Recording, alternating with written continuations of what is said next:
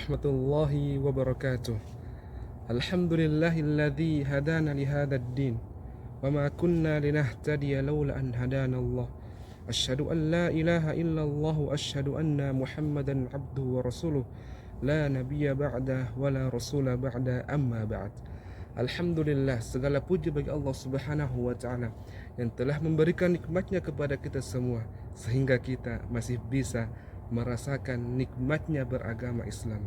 Salam dan salawat kepada panutan kita semua, yakni Nabiullah Muhammad sallallahu alaihi wasallam, alladzi qad akhrajan nasa minadh-dhulumati ilan nur au ila siratim mustaqim.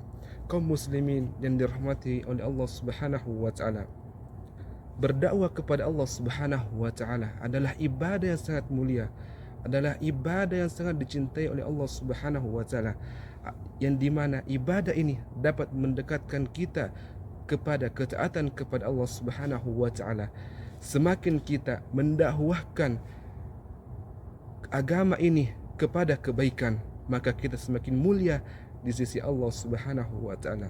Kita katakan dakwah adalah ibadah yang sangat mulia, akan tetapi umur kita yang terbatas, kekuatan kita yang terbatas, akan tetapi banyak di antara kita memiliki cita-cita yang begitu banyak sampai melupakan bahwasanya kita semua adalah terbatas. Oleh karenanya Allah Subhanahu wa taala memberikan kepada kita sebuah cara agar kita mendapatkan keuntungan yang begitu banyak, yaitu dengan cara mendakwahkan kebaikan kepada saudara-saudara kita. Allah Subhanahu wa taala berfirman, "Man dalla ala khairin falahu mithlu ajru fa'ili."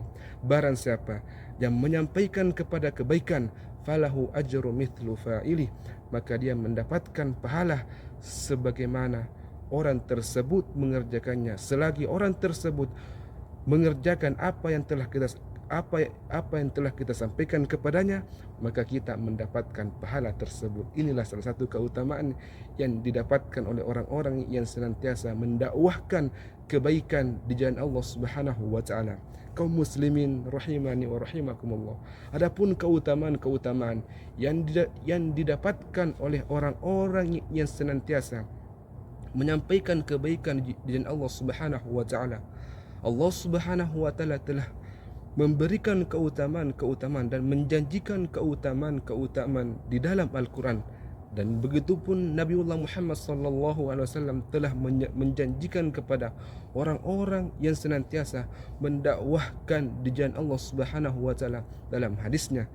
Salah satu keutamaan yang didapatkan oleh orang-orang yang senantiasa menyampaikan kebaikan adalah dia melakukan pekerjaan tersebut sebagaimana bahwasanya pekerjaan berdakwah kepada Allah berdakwah di jalan Allah Subhanahu wa taala adalah pekerjaannya para rasul. Oleh karenanya semakin kita mendakwahkan kebaikan di jalan Allah Subhanahu wa taala, maka kita semakin mulia dan kita mengikuti jejak para nabi dan rasul. Allah Subhanahu wa taala berfirman, "Rusulan mubasysyirina wa mundzirina li'alla yakuna lin-nasi 'ala Allahi hujjatun ba'da rusul." Rusulan mubasysyirina wa mundzirin. Rasul kami, Rasul Allah Subhanahu wa taala adalah mubasyirin, sebagai pembawa berita gembira, wa mundzirina, dan sebagai peringatan juga kepada kita semua, li alla yakuna linnasi 'ala Allahi hujjatun ba'da rusul, agar manusia tidak dapat membantah lagi setelah turunnya Rasul Allah Subhanahu wa taala. Imam Ibnul Qayyim rahimahullahu taala pernah berkata, sesungguhnya berdakwah di jalan Allah Subhanahu wa taala adalah wadhifatul anbiya, pekerjaannya para nabi dan rasul. Oleh karenanya semakin kita menyampaikan kebaikan ini di jalan Allah Subhanahu wa taala, maka kita semakin mulia di sisi Allah Subhanahu wa taala. Kemudian keutamaan yang kedua yang kita dapatkan ketika kita menyampaikan dakwah di jalan Allah Subhanahu wa taala adalah kita akan dicap sebagai umat yang terbaik. Allah Subhanahu wa taala berfirman, "Kuntum khaira ummah." Jadilah kalian umat yang terbaik. umat yang paling dibanggakan oleh Allah Subhanahu wa taala. Akan tetapi Allah Subhanahu wa taala memberikan syarat, yaitu ta'muruna bil ma'rufi wa tanhauna 'anil munkar, yaitu menyampaikan kepada kebaikan dan mencegah yang namanya kemungkaran. Wa tu'minuna billah, dan kita beriman kepada Allah Subhanahu wa taala. Allah Subhanahu wa taala akan memberikan kepada kita sebuah cap bahwasanya kita akan menjadi umat yang terbaik ketika kita senantiasa mendakwahkan atau mengajak saudara-saudara kita kepada kebaikan dan mencegah saudara-saudara kita untuk melakukan yang namanya kemungkaran. Kaum muslimin rahimani wa rahimakumullah. Kemudian keutamaan yang ketiga yang kita dapatkan adalah Allah Subhanahu wa taala akan menjanjikan kepada kita sebuah kemenangan. Allah Subhanahu wa taala berfirman, "Wal 'asr innal insana lafi khusr illa alladhina amanu wa 'amilus shalihat wa tawasaw bil haqqi wa tawasaw bis sabr." Wal 'asr, demi waktu sore, innal insana lafi khusr, sesungguhnya manusia berada dalam kerugian, illal ladzina amanu wa 'amilus sholihati wa tawasaw bil haqqi wa tawasaw bis sabr, kecuali orang-orang yang beriman dan beramal soleh, wa tawasaw bil haqqi wa tawasaw bis sabr, dan senantiasa menasihat dalam kebaikan dan kesabaran. Oleh karenanya semakin kita